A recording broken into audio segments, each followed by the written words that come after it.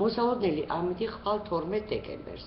დასავლეთ საქართველოში დროგამოშვებით ღრუბლიანობა მოიმატებს, ზოგან თოვლი. გური ააჭარის მთიანეთში ზვავს საშიშროება. იქროლებს ცვალებადი მიმართულების ქარი 8-13 მეტრი წამში.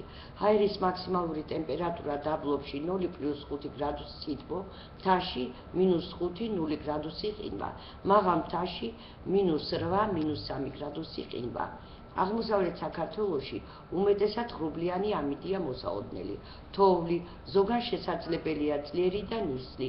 იქროლებს ცვალებადი მიმართულების ქარი 8-13 მეტრი წამში.